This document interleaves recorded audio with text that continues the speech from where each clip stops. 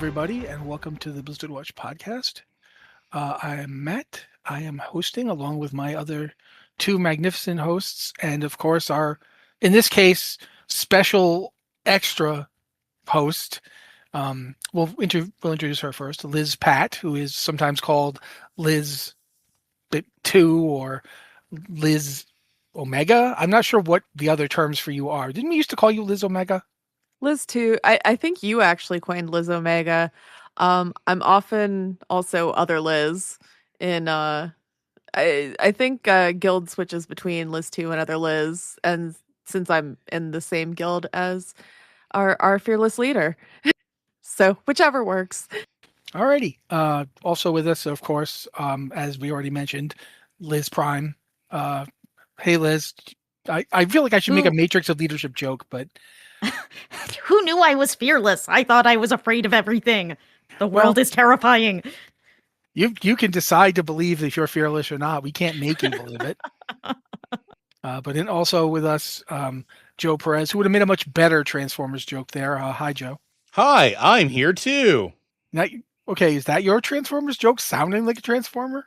No, I was just saying hi. Okay. Because you sounded just like Wheeljack. No, I did Cartoon not. Wheeljack. Not cartoon Wheeljack. We're gonna move on from that one. Now, Wheeljack, I'll kill you, man. So no news about anything last week happened. So we're gonna spend the entire episode talking about blueprints. Blueprints. No, I'm kidding. I'm sorry. I'm just gonna love that. Yeah, I know she would. That's why I did it. Wow, now I sound evil. I knew she would love it. That's why I did it. She had a moment of joy, and now we have to talk about Diablo 4. So yeah, Liz P, you're here because of the group of us, you have had the ability to actually play the Paladin. Let's just rip the bandage off. Maybe we should lead with what happened last week in Diablo 4. That's where I'm going to have Liz talk about all of it. So go ahead, Liz. Okay, cool. I get to sound all official, and so the Diablo devs were teasing in various interviews, live streams, and so forth to encourage everyone to watch the Game Awards, and we all saw the statue in the desert, which was not actually Diablo. That's a different topic of trauma.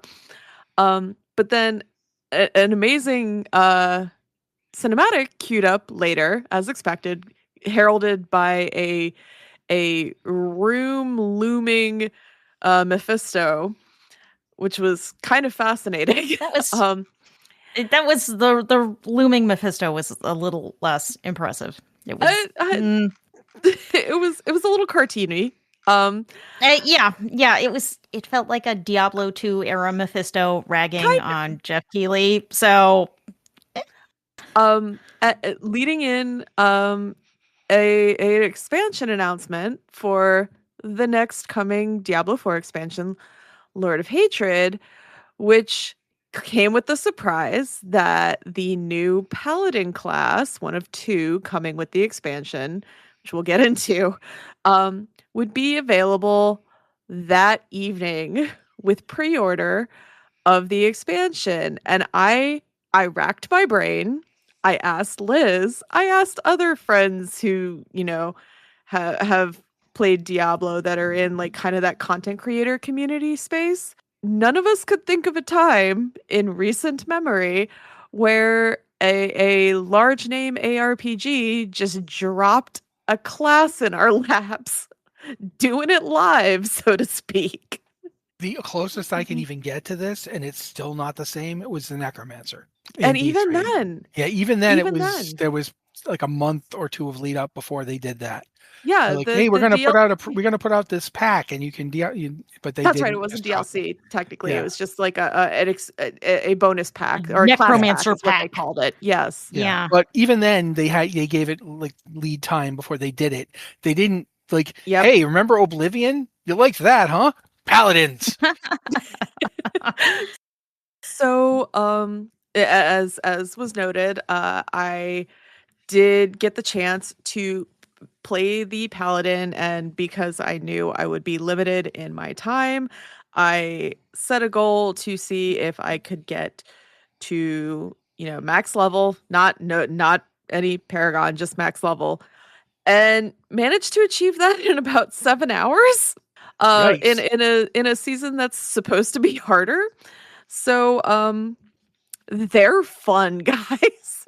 I hate to break it to you because I knew they were going to be fun. pre-orders are a thing. But yeah, I Yeah. miss the oh gosh. Now I can't remember the D3 Crusader spell. Divine Steed? Is that what it is? The one where you mount up and ride through people. Yeah, where you just plow through things. Yeah. In part, I that was one of my favorite things about Crusader, which was not my class of choice, but because it reminded me of my WoW Paladin. Mhm. And I thought, okay, I wasn't the biggest fan of Crusader. How is this gonna feel? No, it feels great. Gosh darn it. There's classics like Blessed Shield and Blessed Hammer, that I think came up through from Diablo 2, right? Those were, original Diablo 2 spells or pulled from Diablo 2 spells. Yeah, the hammer I know was a thing. Yeah. I remember the Captain America Crusader from Diablo 3 seasons. So Captain America Paladin build lives on, the Hammerden lives on, but the the feather in the cap and auras are still a thing.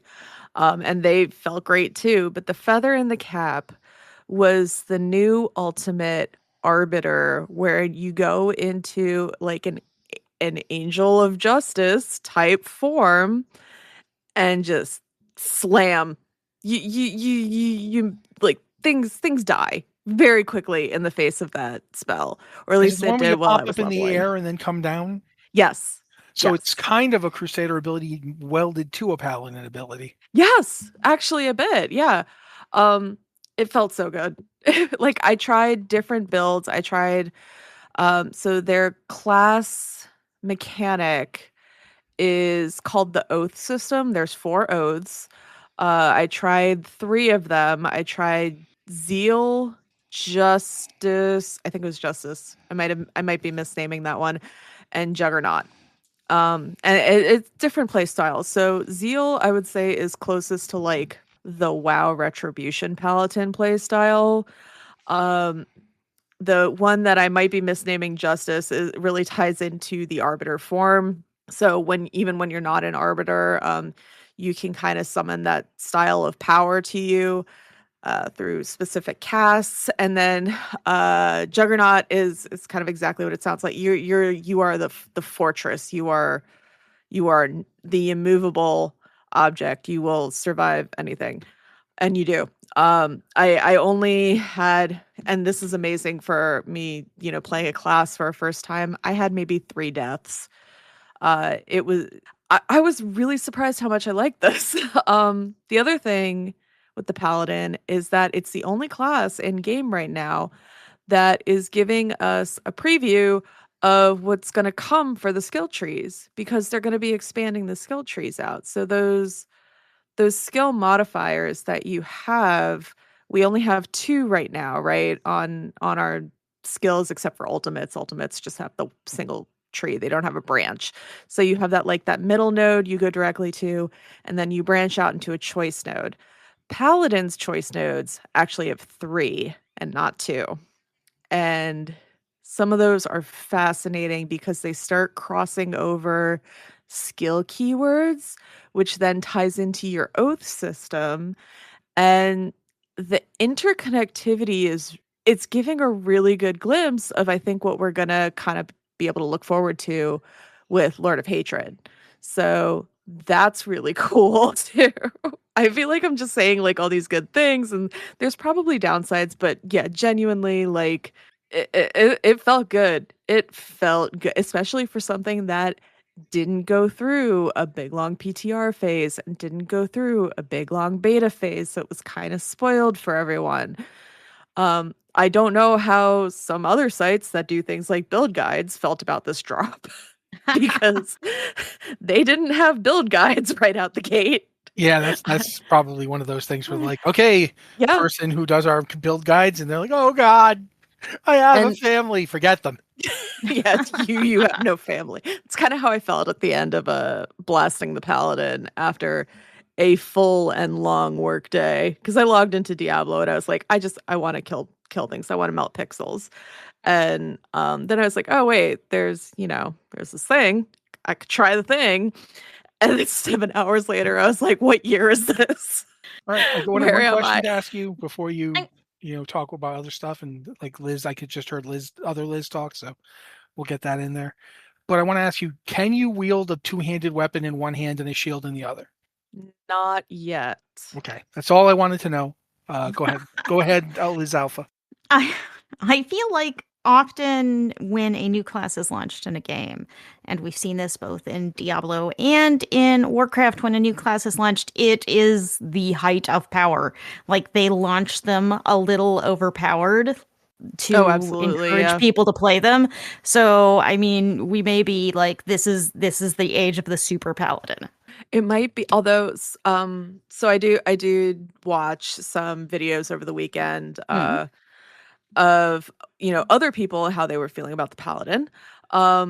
And one of them, it actually may have been Riker, noted that the extreme power we saw with the Spiritborn launch Mm-hmm. wasn't intentional. It was a bug interaction nobody had thought to test.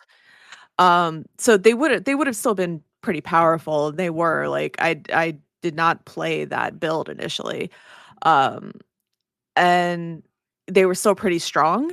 And I think that's about on par with where the Paladin is right now. So I could totally see that. But the absolute like clearing pit 150 in the first week that they were seeing with the Spiritborn, I don't think is happening as much. Now, there are still folks who at the end of the week, and these are the ones that, didn't sleep for 48 or 72 hours since the Game Awards. They probably came out of the weekend blinking and wondering what sunlight was, who, were blasting with their team of 4, and they're already at 250 Paragon points. And like, yeah, those guys are clearing, the pit 150s. I was about to say GR 150, and that's not right, but the pit 150.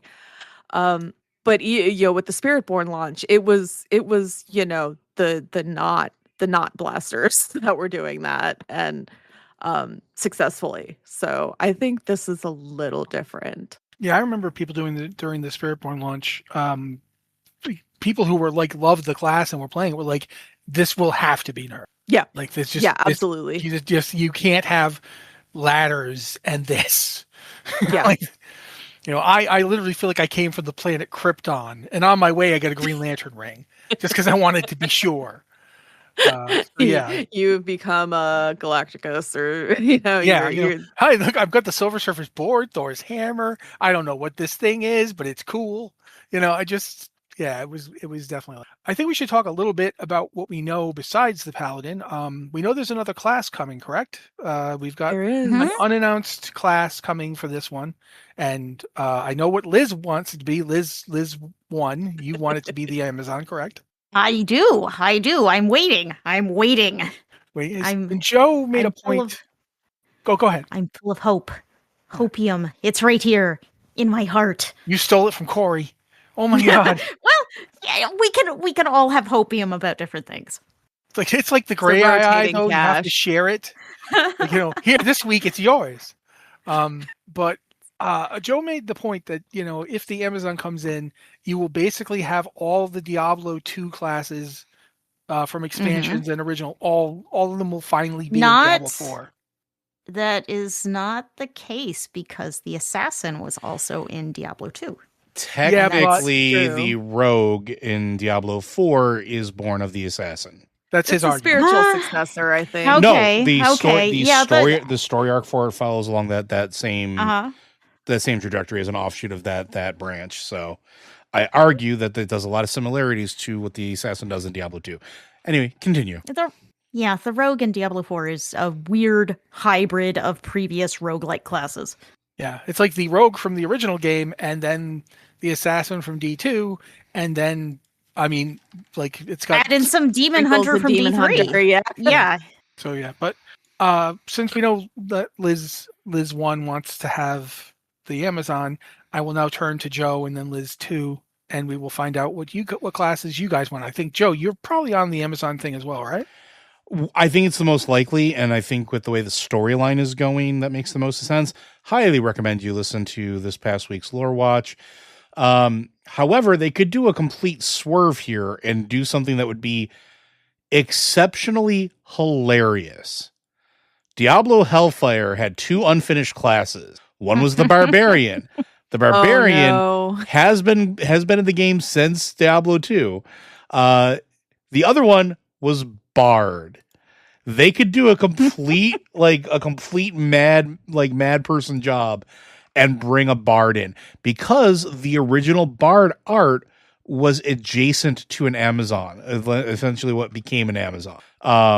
So they could do that too, which would be hilarious, at least in my opinion. I thought you were about to suggest like that they should do the Barbarian. And I was like, then he mentioned it was, and I'm like, are they going to do an April Fool's joke now? It's going to be the Bardbarian. And we'll just have like a Barbarian, but he's carrying a guitar. It's like, now the armory system for the Bardbarian includes multiple musical instruments you can hit people with. Like El Kabong, bong. Liz P. You also on the Amazon train, or you want something else?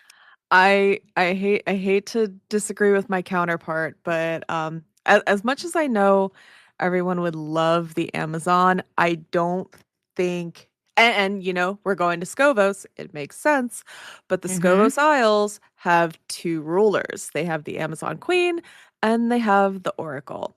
And I think we are going to see some kind of Oracle witch hybrid-y, creepy like thing. We don't have a lot of caster power because, you know, it's okay. Folks argue the necromancer is a caster. You're just arguing more for the Bard is what I'm hearing. So folks argue that the necromancer is a caster. The necromancer is a pet class. First and foremost, that is their class mechanic.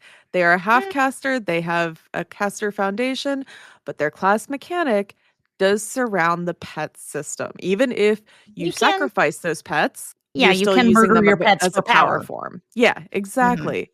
So our only caster in that sense is the sorcerer, and the sorcerer does a great job of it. They are the literal glass cannon, but I would love to see something, an alternative caster option. And I think the Amazon's just a little too close to the experience we already have with the Spiritborn and the Rogue. I feel like the biggest problem. Artwork.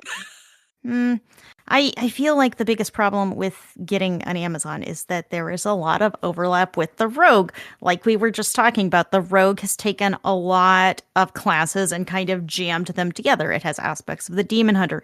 It has it fills that melee role of the Amazon. It was the Amazon in Diablo 2 was the bow wielding class.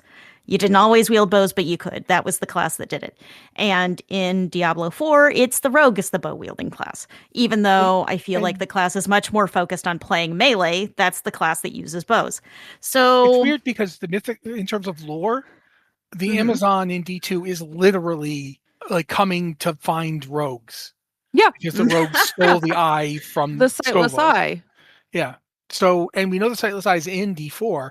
It would make sense to have the Amazon show up and attempt to steal stuff from the rogues kit because that's what they did. But yeah, go on more about the Oracle if you want to, Liz. Well, and kind of to Joe's point, because I didn't play a lot of original Diablos, so I learned about the unpublished expansion later in my franchise life. The bards were tied to the Seekers of the Light. So in to fight against Mephisto, that makes sense.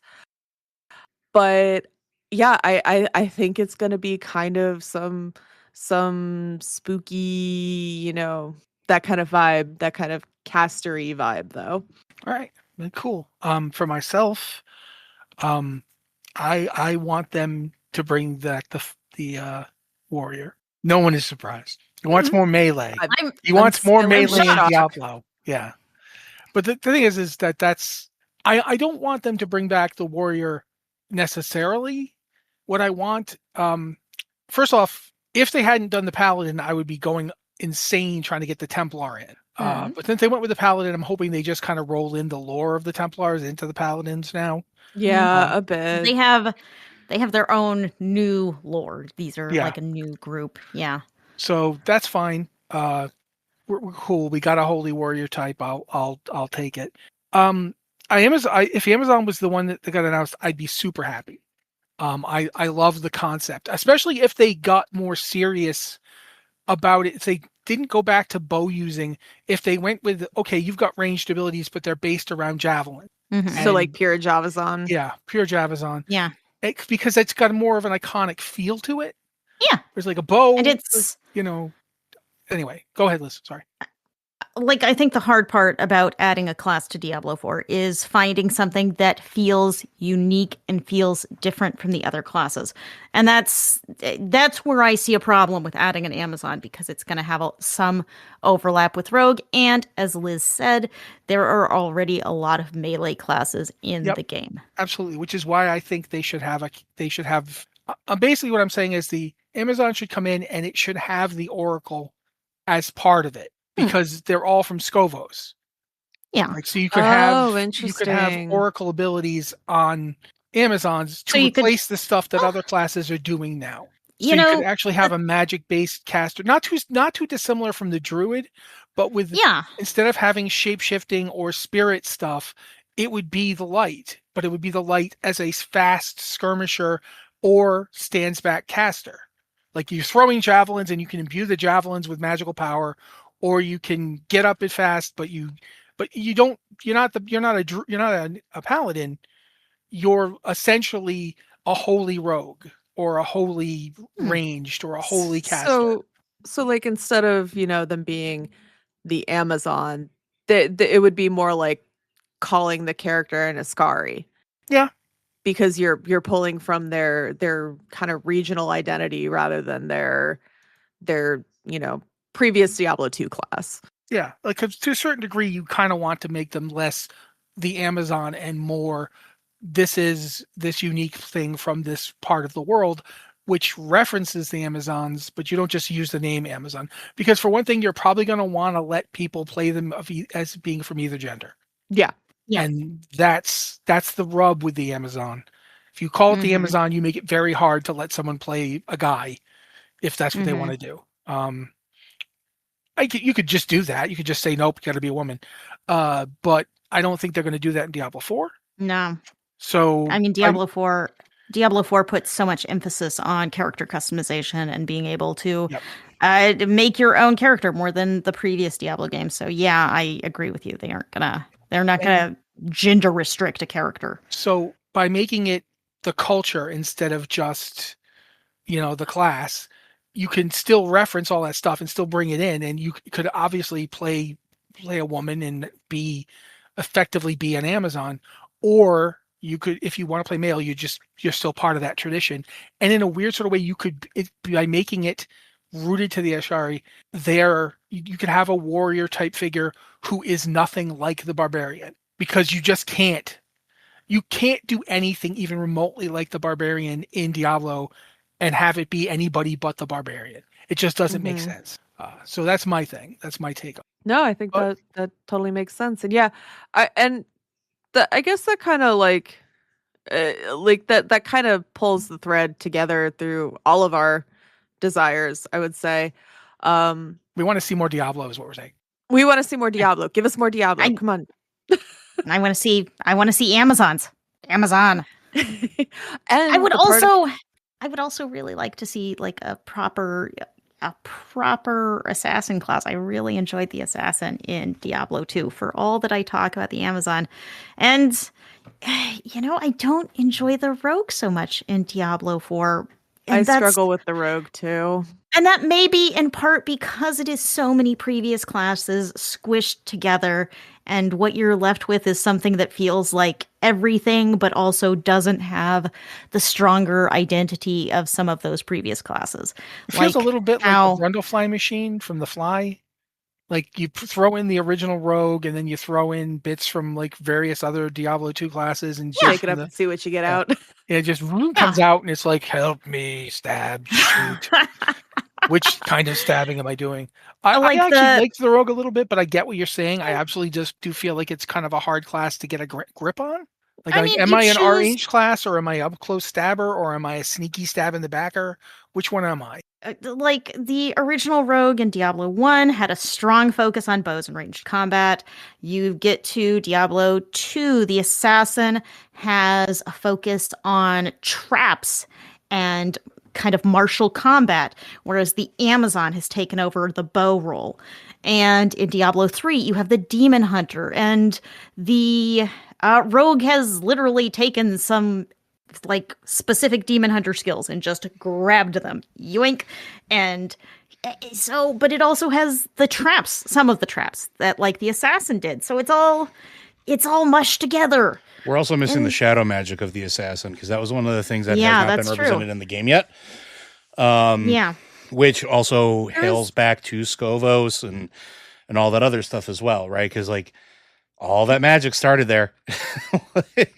I mean, there is like, the imbuement system of the rogue does have shadow in addition to poison, and I forget the third one. But not quite the same thing, like making shadow clones. Not quite the same thing, yeah. Mind Blast, Shadow Master, fading, making clones of yourself, like the classic Cloak of Shadows, being able to block weapons with shadows. Like you don't see a lot of that stuff. Also, assassins had essentially the first instance of psychic damage in Diablo, if I remember correctly, from Psychic Hammer, which basically just spikes somebody's mind with a giant hammer.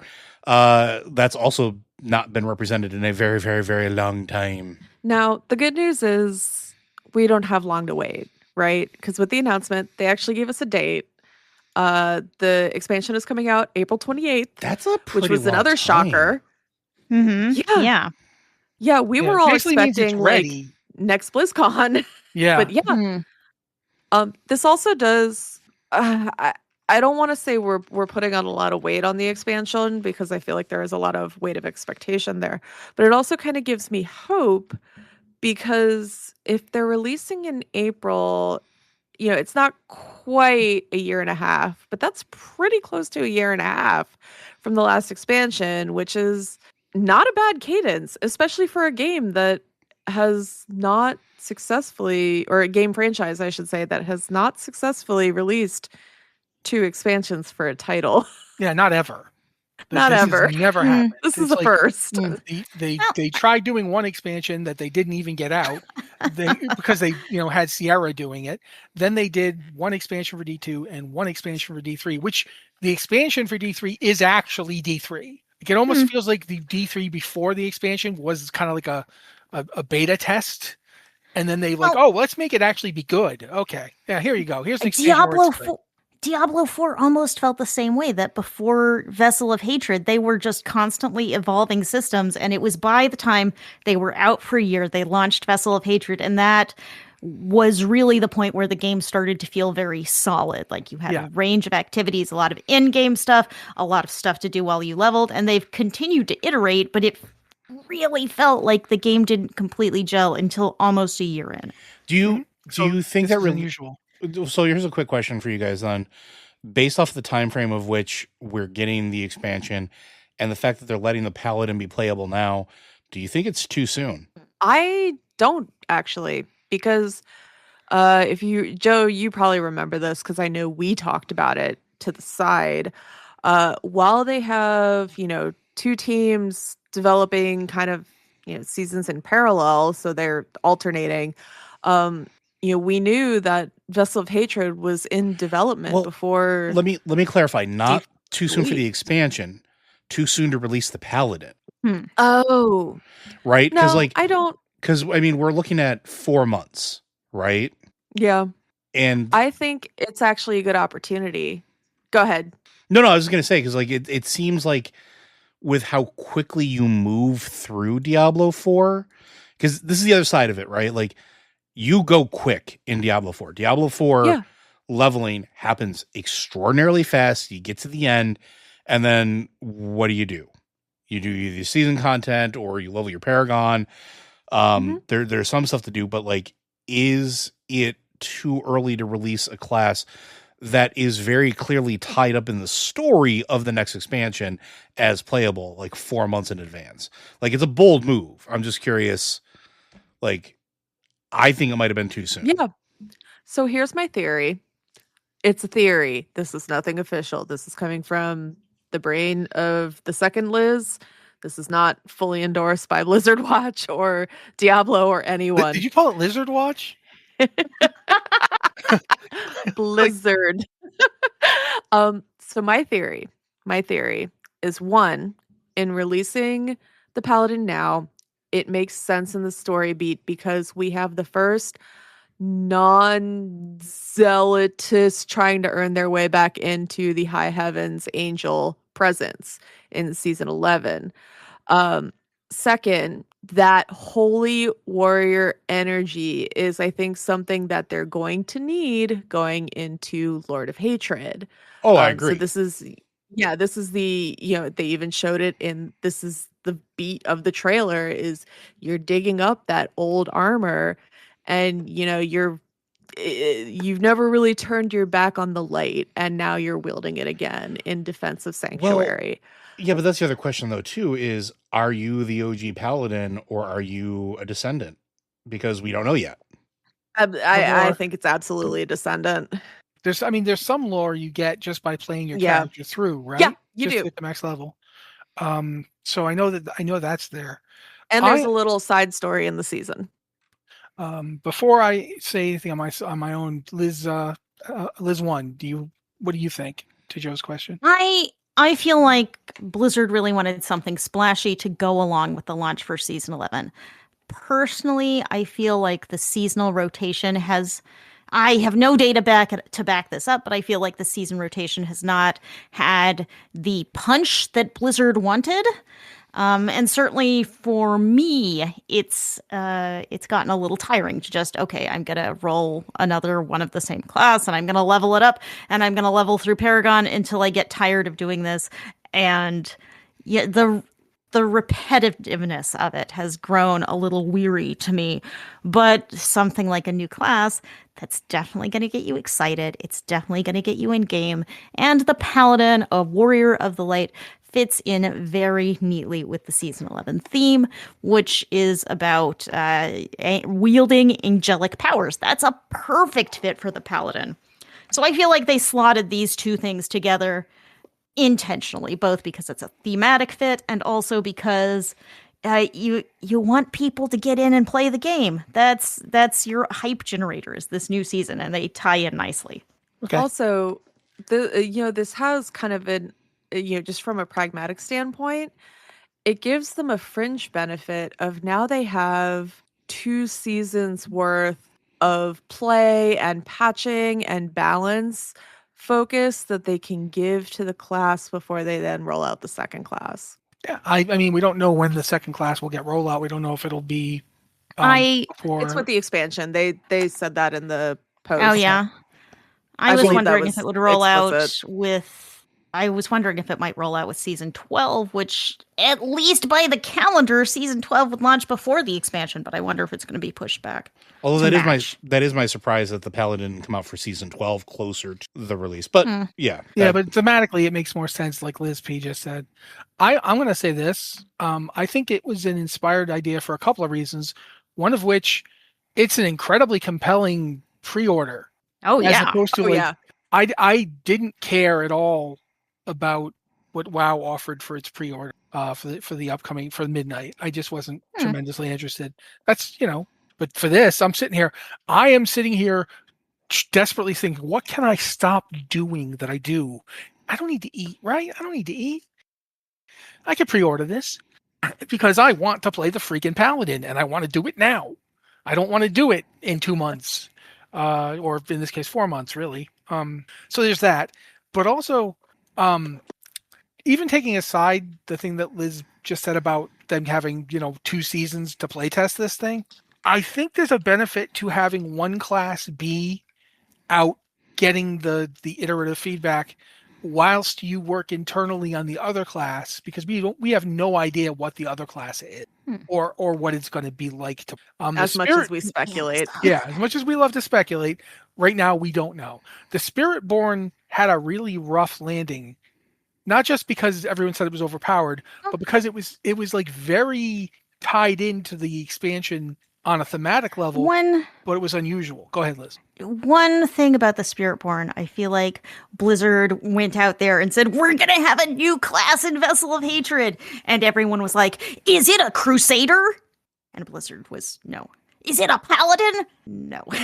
And then there was a lot of hype. We'd just gotten out of Hawazar, where we'd done this big story about the Zakarum and the Crusaders trying to find their way again, trying to overcome this sort of miasma, this despair that has kind of filled their order and let them crumble. And there was a lot of interest, even back then, in continuing that storyline and becoming a warrior of the light and helping the Zakarum rebuild, even though we know they've done terrible things. We wanted that holy warrior.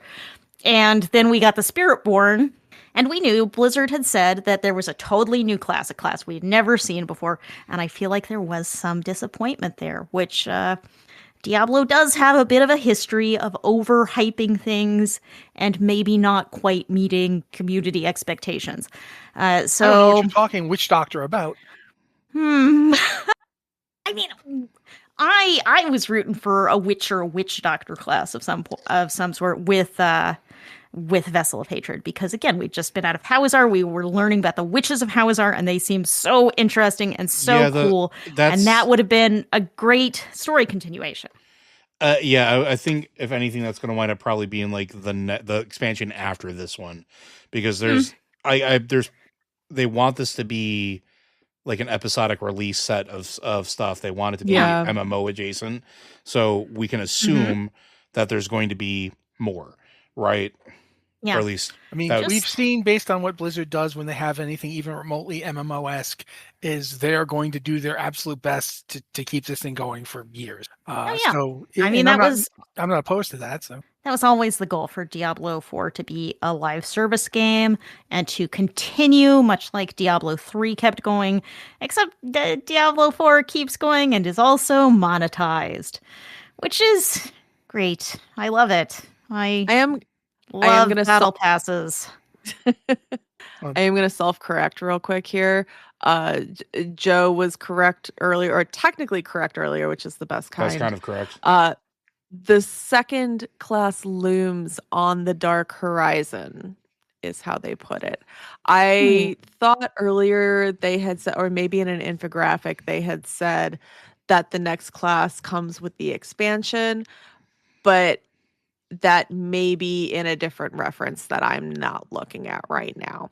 Unfortunately, you both made a Hermes Conrad reference, so I now have to say, that just raises further questions. But speaking of further questions, we haven't even talked about what's going on in this expansion, and we should probably at least mention it tangentially, just so we can move on to talking about. Yeah, maybe. We're taking out Mephisto. Yeah, Lord of Hatred. It's Mephisto from the end of the previous expansion. If you didn't play that expansion and don't know the story, we're not going to spoil it here, because I don't have the ability to know. Like, I can't tell what's a spoiler anymore. But just stuff happened. Mephisto is back. It's full court press. I'm so hoping that there's going to be a Lilith 3 appearance in this, because quite frankly, I found her much more compelling as a villain than I think Mephisto to date. I think we can safely say yes, Lilith is going to be back. She's got a voiceover on the thing, doesn't she? The trailer. She has a voiceover in the trailer. And also on the Microsoft blog post about the expansion announcement, they heavily talked about Lilith. So they are in on the Lilith hype, and I think they would probably know. One would One hope. would hope. Mark? It'd be kind of like Wait. finding out you come home and your kids have done an expansion without telling you. It's like, Mom, the house has Dad, a new I'm living home. room. What did you do? Like, what do you mean you made a new expansion? You and didn't changed the tell us? locks? So one hopes that the parent company has some awareness of what their other company is doing. But regardless, yeah, I'm looking forward to Lilith. I thought she was a much cooler villain in the main campaign story than we've gotten from Mephisto yet. Not that he hasn't been good. He's quite good at She's being just snarky better. evil. Yeah, she was just better.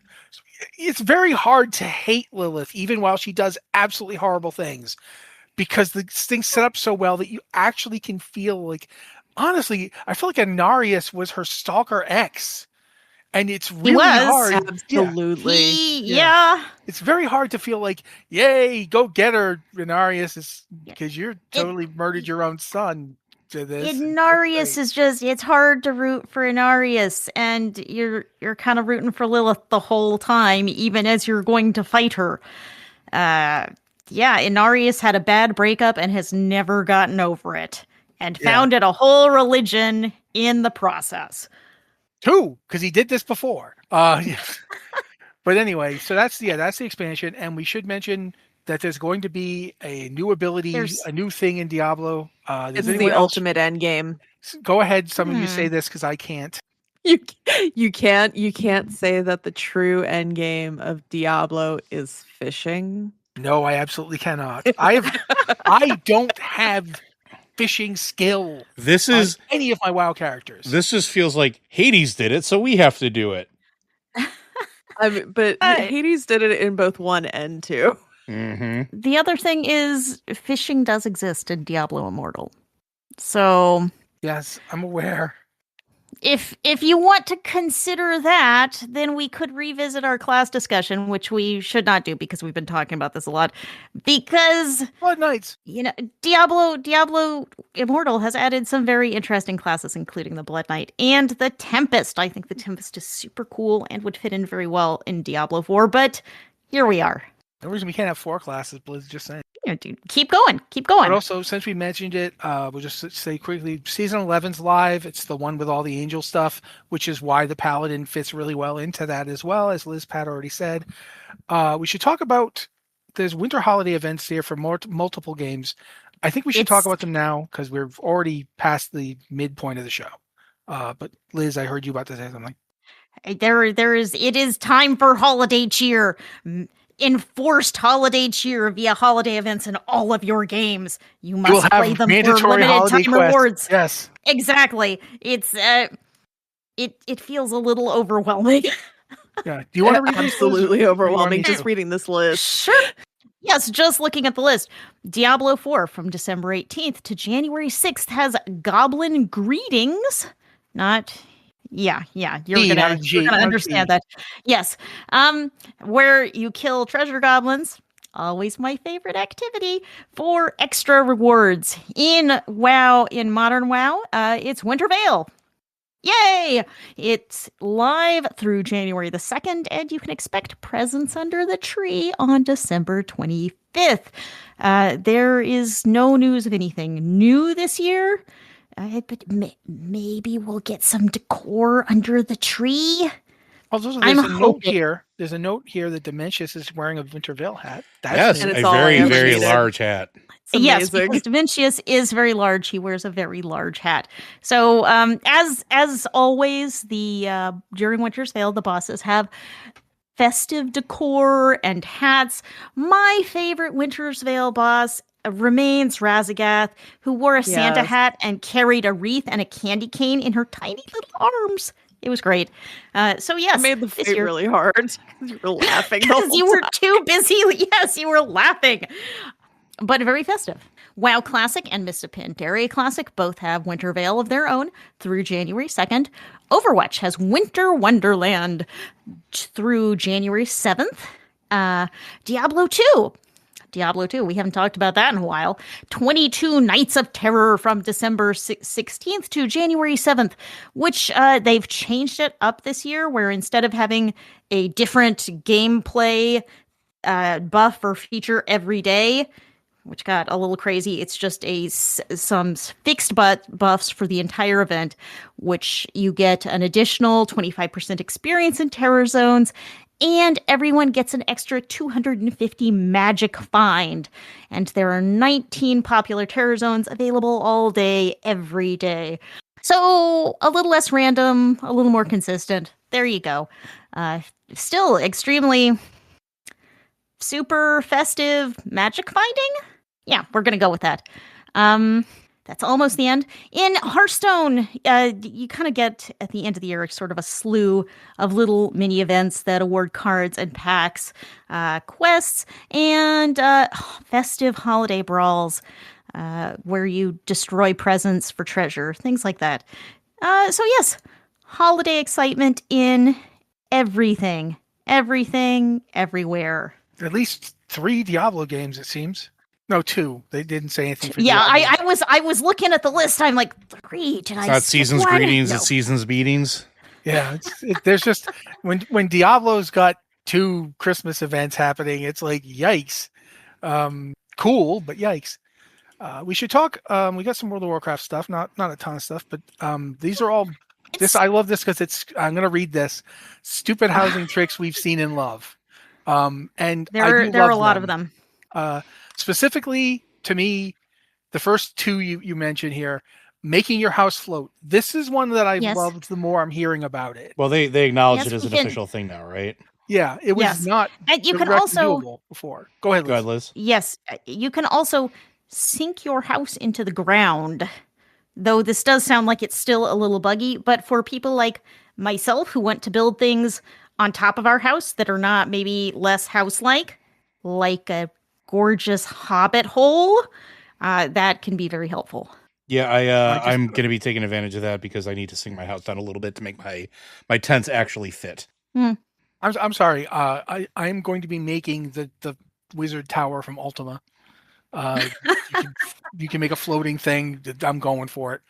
But I also like this one just because it's the kind of thing that just feels like a lot of player housing feels like they were designing it and then all these weird things started happening and they just left them. Making almost anything into a chair by sinking a stool into it. I don't believe that was ever their intent. I think they just accepted it. Well, I think you're right there. I think that has to do with the fact that they gave up on forcing collision. Yeah. Yeah. I mean, basically the weirdness. I mean, I think basically I want to say in an interview or something, they said they were going to fix this because it was like, oh, you can sink something into something else and completely lose it. And then they realized people were using this to do cool stuff. Like, let's say you have a big fountain out in your front yard and you wanted to sit on the edge of the fountain. Pretty cool, very reasonable thing to do. Well, what you do is take a stool that you can sit on and just kind of sink it, hide it inside the fountain and position it just right. So when you click it to sit on it, it looks like you're sitting on the edge of the fountain. So it's as we've said, stupid housing tricks, but great. Yeah, I think that the fact that housing seems to be really amenable to allowing these things to exist. If players are doing it, they're not like, oh, how do we stop them? They're more like, how do we make it work better? Like the original concept of the flying house, they had to put in UI elements because those weren't there. People were doing it with workarounds. So they went in and made the UI elements for it. See, the only thing so is, I think the problem that I have is I don't want to share my favorite one because I don't want them to patch it. Yeah. I mean, to this point, they have been like embracing the fun instead of, oh no, fun detected, that we tease them about often. And that's great because this is purely cosmetic. This is not player power. This is not stuff we're doing in a raid. This is stuff we're doing in our own personal spaces. And they seem to be more accepting, more permissive of it than they might be if it was out in the open world. I mean, that I got to share mine then, and I'll roll the dice. And God, I hope you guys don't take it away from me. The fact that you can oversize items beyond the slider, which I think is so. There are hotkeys, and it's the bracket, left bracket, and right bracket for smaller or larger. And if you go to the edge of 200 percent for whatever it is, some objects, not all objects, but a lot of like the outdoor objects and a lot of very random things, you can hit the increase size key and get it to like 250%. Some of us are actually using that to hide our house inside of things like tents, so that we can actually like have the aesthetic we want without, having to do it. The caveat is if you move the object at any point, it reverts to its maximum 200% and you have to resize it again. But yeah, I found that incredibly useful because currently I can't have an elf house. So I have an elf tent, and I made a very large elf tent that looks like one of those, like, if you've ever seen like those like mansion tents that you can get like 13, 14, 15 people into, it looks like that. And I'm like, this makes me happy. Please don't take this away from me. Blizzard, please don't take this away from me. That's pretty fantastic. I'm not going to lie. Finally, though, this one I hadn't heard of, so I'm going to see if you guys know much about it. Exploiting the people on your friends list by using their house to port closer to a particular point of interest. I do this in real life. Like if I know I'm going somewhere and I know somebody there, I'll like go to their house and maybe crash there, like when I did the last time I was in Southern California. So the fact that you can do it with player housing feels like it should have always been that way, because that's why you have somebody who lives there. It's more reason to go there. Now you don't have to like stay in a hotel or whatever. So yeah, have you guys seen this or heard about it? Like, how is this end up yes. Basically, I learned about it from Liz. Basically, if you have someone on your friends list, anyone on your friends list, you can teleport to their house. Whether they're online or offline, doesn't matter. Open your friends list, right-click on your friend, and select houses. You can choose if they have 2 houses, you can pick a house, and you can teleport there immediately, no cooldown. So, yeah, your Hearthstone, your neighborhood Hearthstone, only has a 15-minute cooldown. If that is too slow, just teleport to anyone's house. Bang. Instantly and the houses are in basically set neighborhoods. Yes. Right? Like so they're basically close to this capital cities? There is, in both neighborhoods, there's a portal to the capital city. So my advice is to, if you want like a shortcut to Stormwind or Orgrimmar, make friends with someone who has a house close to the portal. And that's your go-to. You teleport there, immediately go through the portal. Even though the Horde neighborhood has a portal that appears to be going to Orgrimmar, if you're an Alliance character in the Horde neighborhood, it will send you to Stormwind and vice versa. So yes, it's just a stupid little housing trick that is not obvious. Blizzard has not mentioned it in the housing documentation, but it is there for you to use as you see fit. We are joking about exploiting the people in your friends list, but this is not an exploit. This is just a game feature that is easy to miss. Yeah, I mean, I'm not exploiting my friends when I go visit them before I go to a convention, but I'm still going to do it.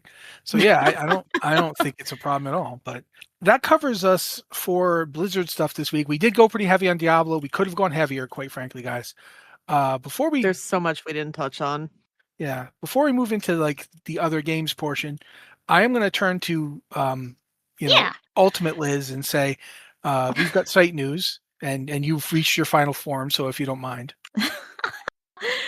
Yes, I want to say thank you to all of our supporters on Patreon who are keeping this site going. I want to send out a special shout out to James, who joined us at $3 a month this month. And for $3, you get early access to all of our podcasts, Blizzard Watch, Tavern Watch, and Lore Watch. Early and ads free. You at $5 a month, you can also get ads free access to blizzardwatch.com. If you are able to support us financially, head over to patreon.com/BlizzardWatch and send us a couple dollars a month. Every little bit helps us keep the site and all of these podcasts going. So thank you so much to everyone who has pledged and continues to support us. You guys are the best. But I understand not everyone can support us financially. That's okay. I understand. And you can also support us just by listening. Thank you so much for tuning in. You can also support us by sharing our podcast with people you think might like them, sharing our content. You can follow us on social media. We are Blizzard Watch on Instagram, Twitter, Facebook, and Mastodon at gamepad.club, blizzardwatch.com on Bluesky, Blizzard Watch podcasts on YouTube, and blizzard.watch on TikTok. So follow us for news and podcast clips and things of that nature. We also have a guide to all of the Warcraft books in chronological order, and it's a lot, guys. It is Very so useful if you want much. to catch up. Yes, if you want to catch up on story, you should go there. And we also get a little bit of affiliate revenue if you buy books from our link. That is at blizzardwatch.com/Warcraft-books. So if you're interested in buying a book anyway, buy it from our link. You support the site a little bit. And if you have questions for this or any of our podcasts, be sure to send them to podcast@blizzardwatch.com. Specify the show in the subject line and any special pronunciation of your name. You can also contact us on Discord in the Patreon Q and podcast questions if you're a Patreon supporter, or the Q and podcast question channel for everyone else. So thank you all so much for listening. Thank you to our Patreon supporters. And yeah, thanks. I think that's it. All right. Then we're going to talk about other games. Really fast, the Indie Game Awards are still coming on December 18th. I don't know why you made that noise, man. The last Game Awards left a bad taste in my mouth. Well, we're going to talk about that soon. But this is the Indie Game Awards. It's a different thing. Is it, though? Is it? We're going to get into that. Okay. Well, Indie Game Awards, different thing. Just going to read this because I think it sums it up pretty effectively. The Game Awards, Claire Obscura was only prevented from winning a clean sweep of every category they were nominated in by Battlefield 6 winning Best Sound Design. I'm going to say, before we even talk about that, I'm just glad to see that once again I am not Nostradamus, because my prediction for the Game Awards was woefully optimistic about people voting for other things. I hate that I was right. Claire Obscura came in like a hurricane. It was Miley Cyrus smashing through a relationship. I was going to say, would you say it came in like a wrecking ball? Absolutely, I would. And I'd even hire her to sing. If I could, I would pay her to sing dressed up as The Outer Worlds 2, which I still think deserved that award more than they did. But anyway, yeah, let's all talk about that real fast if we want to. Joe, you first, because I think you might go off. I'm not going to say that Claire Obscura was a bad game, because I don't think it was a bad game. No. I do not think it was a sweep every category good game, though. I like the categories that it was winning. Come on. Like, some of the stuff that was up against made no sense. I don't think it deserved everything that it got. It deserved accolades, but I don't think it deserved everything it got. And I am very mad that, like best performance and stuff like that, and best narrative, because it was definitely not the best narrative that released this year. Again, not saying it's bad. The crop of games this year was spectacular, but it should not have swept every category like it did. That's just, again, it's my opinion. I know I'm going to get crap for it later. I can hear guild members yelling at me right now about it. But it's just, I tried really hard to like that game. I really did. And I couldn't finish it. And that's a very rare day that I can't finish a game. So maybe I'm biased, maybe I'm not, but I don't think it needed to win every single category. It's boring. I do want to jump in here and say Claire Obscura won Game of the Year, Best Game Direction, Best Narrative, Best Art Direction, Best Score and Music. It won over Hades. Best Performance. Sorry. Best Performance for Jennifer English. It won. Is that it? Did I reach it? No. Best Independent Game. Best Debut Indie Game. And yeah, almost everything it got nominated for, it won. So, and Best RPG. Sorry, I missed one. Yeah, the one that I really thought other people had a chance on, it won. I mean, this is a game with, there were so many great games out there this year. So many. This is such a bloated year for good games. Just there's a crazy number of great games on the list. So I will agree with Joe in that it's a little boring when one game just sweeps everything. Clair Obscur is not a game for me personally. That's all I can say. Is it's just not for me. That's fine. I am so glad other people love it. But yeah, it really did sweep the awards, and I mean, it is kind of sad that some other games did not get more recognition because Clair Obscur really swept all of these categories. Liz P, before I say anything. I watched it. I was probably most delighted, not with because to the point that has been made. I think that much cleanup was maybe a little monotonous. I'm delighted for how excited the team behind Clair Obscur was. But I was pretty delighted to see Jennifer English's speech. It was very sweet and wonderful. And I was also delighted to see folks that were in the category with Jennifer English just wildly cheering for the win. I was honestly most delighted with our own Anna's coverage of the fashion of the Game Awards, because such a great job. So good. So if you wanted to catch that, it's on the Blizzard Watch Bluesky.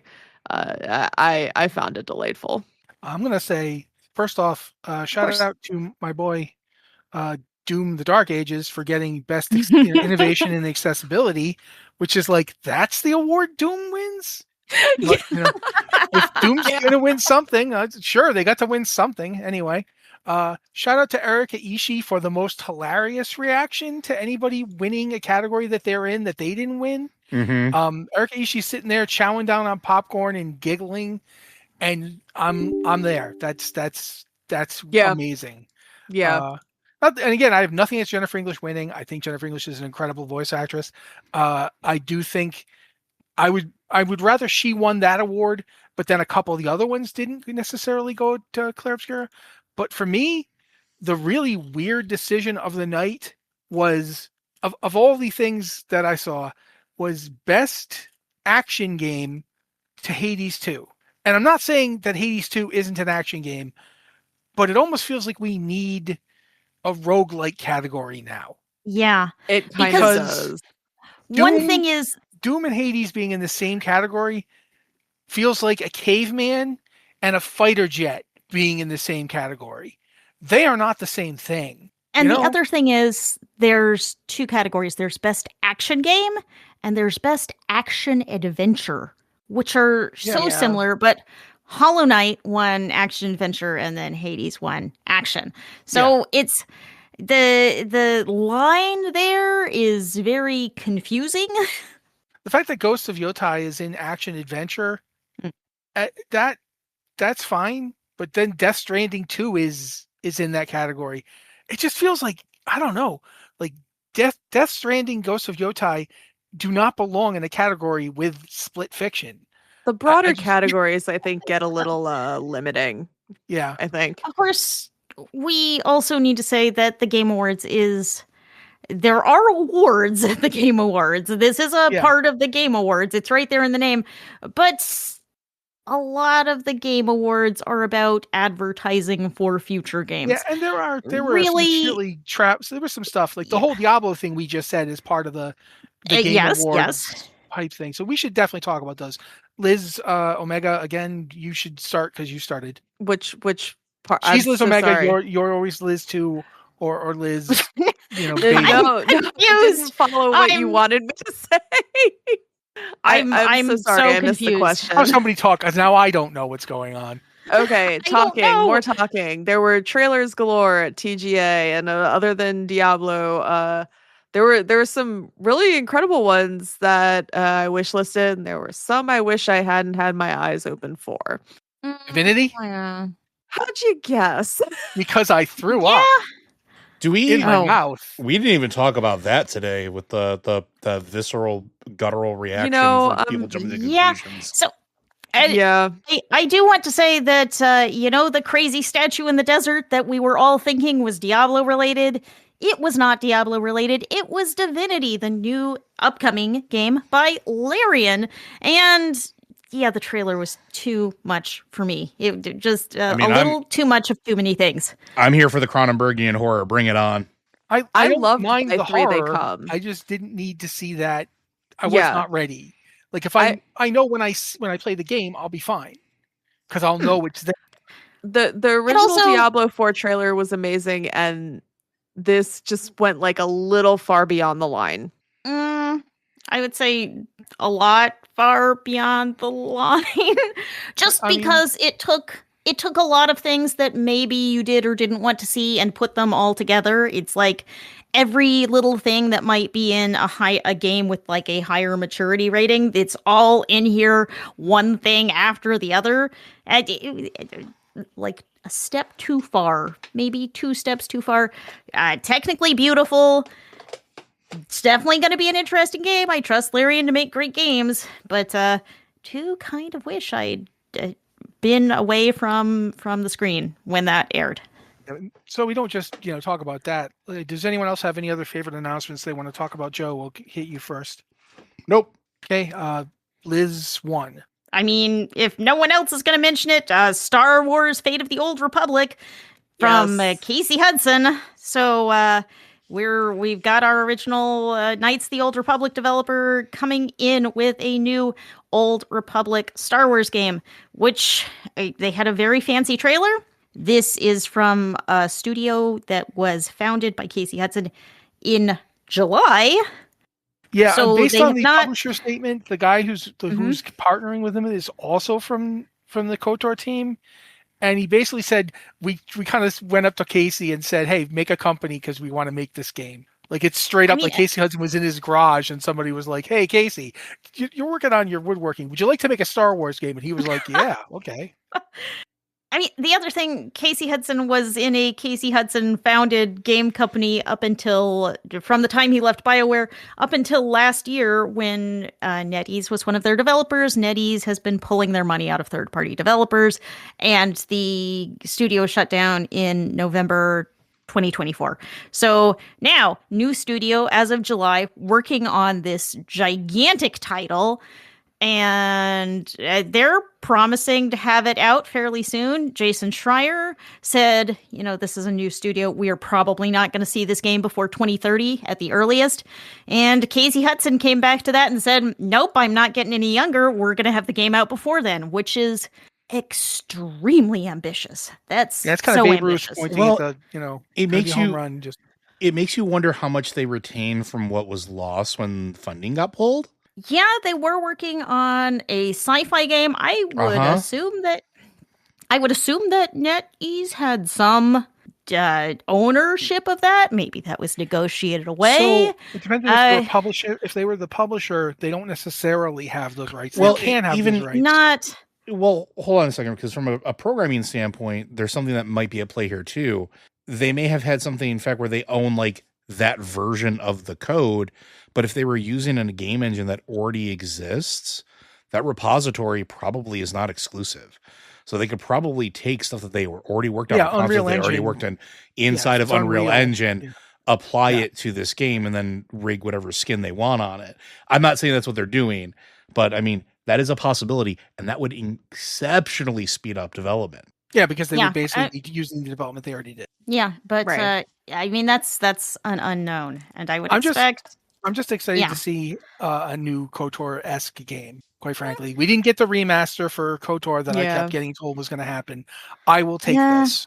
I mean, it's good to see Casey Hudson making me some games. He's been involved in some of my favorite games, like Coder, like Mass Effect, and he has not been involved in. He's not had a game release in quite a few years. I think the last game he did for BioWare was Mass Effect Legendary Edition. So Yeah, I was gonna that say, I has thought that been was- a couple of years, and even that was a remaster, not a new game. So, and before that, it was Anthem, which Like, not the worst game, not not an exciting game. So not it's not going to be playing to Yeah. their core capacity, their core capabilities. Yeah. I'd say. so it's going to be interesting to see what does a new game he's working at. What does this look like? I For my did think of Go ahead. two answers for you, Matt, Go now for that I have had time to reflect on the question, which are two very different answers. For Loop, which is coming from the creator of Left 4 Dead, and Coven of the Chicken Foot. Those those were two of my favorites that I'm really looking forward to. Warlock. Oh yeah, Not that'll be surprised. interesting. I don't play warlocks very often in D&D, but one of my favorite characters that I did play briefly was a warlock. And it was a divine soul warlock. So I was, my pact was with like, an angel or something. And I enjoyed it. And I'm looking forward to, even though I'm pretty sure this is going to be much spookier, it's going to be more class towards the Hexblade type experience based on what it looked like.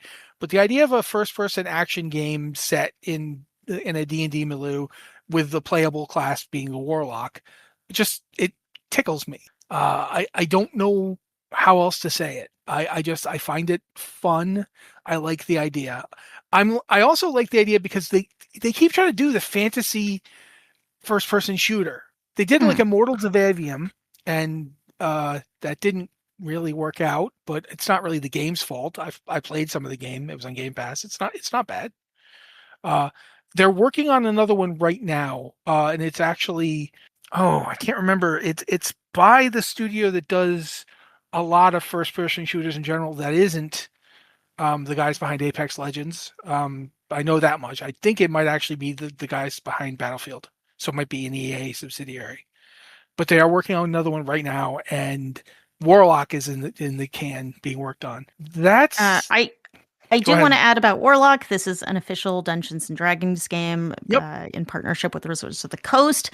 It is made by the studio that made Dark Alliance, and we really have very little information on it. Just the trailer was all vibes. Yeah, absolutely. But the vibes were good, and I'm willing to see what happens. If it's bad, it'll be like when Dark Alliance launched and was bad. It's like, what's the saying about pizza? Even bad pizza is usually okay. Well, I don't know. I've had I some pretty bad pizza. Yeah, well, I can get behind a really bad game if the game amuses me. Which Dark Alliance, the second one, not the original one, which is really good, but the second one, the D&D Dark Alliance, that game was it satisfied my desire to see Drizzt Do'Urden get run over and crushed a lot. I don't like Drizzt. I think he's a jerk. We don't have time for this. Jarlaxle for life. Yeah. No, I liked Wolfgar. Well, of course you did. I'm sorry, Wolfgar goes to hell, and then Drizzt steals his girlfriend, and that's never really dealt with. If this is something you want us to talk about on a lore watch, I will be more than happy to go the Icewind Dale series in depth with Matt on an episode of Lore Watch. Just let us know. But anyway, like I said, Warlock, I want to see this game. I'm pretty interested in it. Of course, I'm interested in Divinity, and I don't think it has to be not gory or whatever. I just wasn't expecting that trailer to go that hard. I was like, yikes, okay. Also, as a guy with eye issues, there's a lot of stuff coming out of eyes. It did go from 0 to 100 pretty quickly. Yeah, so that was my thing. But I am super interested, not just because it's Larian, but because it's Larian's original IP that they worked on for years now. And it feels kind of like a soft relaunch of the whole franchise. I'm not hoping that they'll not necessarily do this as just another just another RPG. I want to see if they go into different styles with it. But regardless, I'm interested in anything Larian does, as Liz said earlier. But I think that pretty much covers us for the week. So yeah. Thank you to Liz P for being here and talking all things Diablo with us, because quite frankly, my envy and palpable jealousy at her getting to play a Paladin early is consuming me alive. So thank you for feeding me crumbs, Liz. You're welcome. No, thank you. I meant it. That's serious. I'm very happy. I know I sound weird, but I am strange. Also, thank you to Joe and Liz for basically everything that we behind the scenes on the show. They do everything. Then I show up and yammer on for a while. So thank you to both of them. And yeah, this has been the Blizzard Watch podcast. Thank you guys so much for being here with us this week, and we'll be back next week.